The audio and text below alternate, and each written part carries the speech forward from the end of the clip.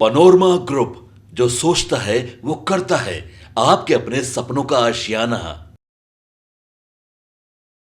बिहार में मंत्रिमंडल का विस्तार करने के बाद नीतीश कुमार की चुप्पी यथावत जारी थी, लेकिन अचानक से उन्होंने अपनी चुप्पी तोड़ी है और नीतीश कुमार की चुप्पी टूटने के बाद बहुत सारे पेच खुल गए हैं।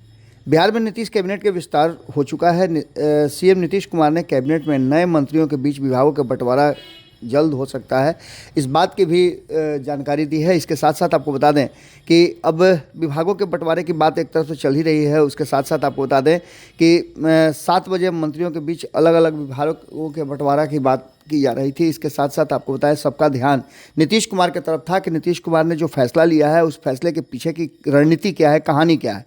क्या इसे 2025 के विधानसभा चुनाव को मद्देनज़र रखते हुए किया गया है, या फिर भारतीय जनता पार्टी को साथ साथ जो विधायक हैं उनको मंत्री बनाने के पीछे की रणनीति क्या है। आपको बता दें कि भारतीय जनता पार्टी कोटे से 7 विधायकों को मंत्री पद की शपथ दिलाई गई है। राज्यपाल आरिफ मोहम्मद खान ने बारी बारी से सभी विधायकों को मंत्री पद की शपथ दिलाई। मंत्री पद की शपथ लेने वाले विधायकों में संजय सरावगी, सुनील कुमार, जीवेश मिश्रा, राजू सिंह, मोती लाल प्रसाद, कृष्ण कुमार मंटू और विजय मंडल शामिल हैं। वहीं अब इन मंत्रियों के बीच विभागों के बंटवारे की चर्चा तेज हो गई। मिली जानकारी के अनुसार सभी नए मंत्रियों के बीच विभागों का बंटवारा भी कल ही कर दिए जाने की बात थी। इसके साथ साथ आपको बताएं कि इन सभी बातों के साथ साथ सबका ध्यान नीतीश कुमार की तरफ था कि इस पूरी घटनाक्रम पर नीतीश कुमार की प्रतिक्रिया या क्या आती है और नीतीश कुमार इस पर क्या कहते हैं।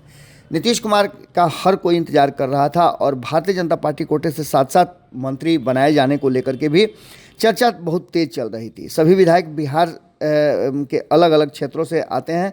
ऐसे में इन क्षेत्रों के प्रतिनिधित्व के तौर पर अगर किसी को मंत्री बनाने का मौका मिलता है तो निश्चित तौर पर इसका असर बिहार विधानसभा चुनाव पर भी देखने को मिलेगा।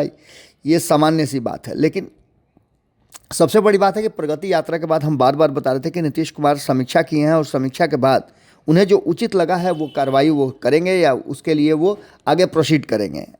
इसके साथ साथ आपको बता दें कि मिथिलांचल के क्षेत्र से अधिक लोगों को शामिल करना महत्व को समझते हुए इस क्षेत्र से 2 विधायकों को मंत्री बनाया गया है।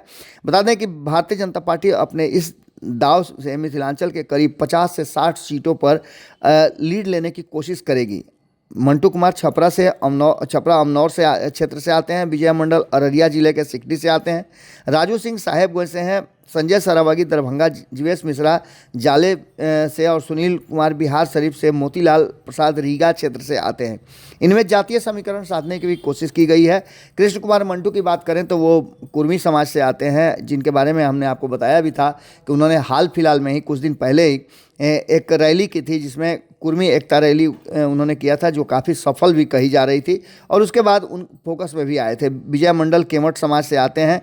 आप समझ ही सकते हैं कि जिस तरह से वीआईपी मुकेश सहनी लगातार अपना प्रभाव बढ़ा रहे हैं, उसको लेकर के भी विजय मंडल का मंत्रिमंडल में शामिल कराना एक स्ट्रेटजी के तहत है। राजू सिंह राजपूत समाज से आते हैं। राजपूत समाज को लेकर के आपने देखा होगा किस तरह से मगध और शाहाबाद के क्षेत्र में चल रहा है। हाल फिलहाल में आर के सिंह के बयान के बाद भी काफ़ी कुछ देखने को मिला है और चर्चाएं चल रही हैं। संजय सरावगी मरवाड़ी समाज से आते हैं और जीवेश मिश्रा पहले भी मंत्रिमंडल में रह चुके हैं और भूमिहार समाज से आते हैं। सुनील कुमार कुशवाहा समाज से आते हैं तो मोतीलाल प्रसाद तेली समाज से आते हैं। कैबिनेट विस्तार से पहले बिहार सरकार में राजस्व एवं भूमि सुधार मंत्री दिलीप जायसवाल का इस्तीफा हुआ। उन्होंने कैबिनेट से इस्तीफा दिया, अपनी स्वेच्छा से इस्तीफा देने का चिट्ठी उन्होंने दिया। चिट्ठी देने के बाद चिट्ठी पर भी काफ़ी बवाल मचा। खैर, इन सारी बातों के साथ साथ आपको बता दें कि एक पद एक व्यक्ति के सिद्धांत को लेकर के उन्होंने इस्तीफा दिया था। इसके बाद से नीतीश कुमार पर सबकी नज़र थी। कैबिनेट विस्तार के बाद नीतीश कुमार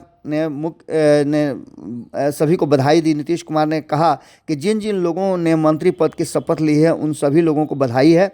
बता दें, मंत्री पद की शपथ लेने वाले विधायकों में जो जो लोग शामिल हैं उन सभी को बधाई देने के बाद मुख्यमंत्री नीतीश कुमार ने अपनी जो है वो इच्छा जाहिर की। उन्होंने कहा कि जिन लोगों को मंत्रिमंडल में शामिल किया गया है वो अपने क्षेत्र, अपने विभाग में बहुत अच्छा काम करेंगे, इसकी उम्मीद जताई जा रही है। इसके साथ साथ आपको बता दें कि इस पूरे मामले को लेकर के नीतीश कुमार ने जो नए चेहरे हैं उनके साथ साथ जिम्मेवारी देने की बात के साथ ये भी कहा कि आने वाले 2025 के चुनाव में इसके फ़ायदा एनडीए गठबंधन को मिलेगा।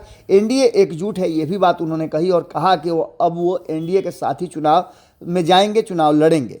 अब देखना दिलचस्प होगा कि नीतीश कुमार की इन बातों के बाद क्या कुछ निकल करके सामने आता है। हालांकि विपक्ष हमलावर है, विपक्ष का मानना यह है कि नीतीश कुमार पूरी तरह से भारतीय जनता पार्टी के गिरफ्त में है, लेकिन ऐसा कुछ है नहीं।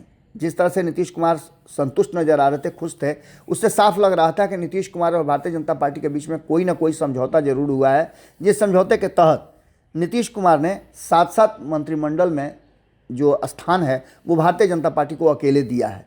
आगे देखना होगा कि क्या कुछ निकल के सामने आता है। कल से बजट सत्र भी चालू होने वाला है और उस सत्र में क्या कुछ होता है ये भी देखना दिलचस्प होगा। विपक्ष की भूमिका क्या होती है ये भी देखना दिलचस्प होगा। नीतीश कुमार काफ़ी संतुष्ट नजर आ रहे हैं, ये सबसे बड़ी बात है और ये असर करेगा आने वाले चुनाव में और आगे की रणनीति में भी। पनोरमा ग्रुप, जो सोचता है वो करता है। अगर ये वीडियो पसंद आई और वह बिहार के राजनीति और बिहारियत से सरोकार रखेनी तो सब्सक्राइब बटन दबा के चैनल के सब्सक्राइब कर ली। ओजे एगो घंटी बा, ओकरा बटन दबा देला से कुल सटीक और मारक खबर रुआ मुफ्त में मिल जाई। अगर रुआ पत्रकारिता के हमनी के नया प्रयोग में सहयोग कर चाहतानी तो ज्वाइन बटन दबा दी। पेटीएम नंबर नोट कर ली 9386816700। धन्यवाद।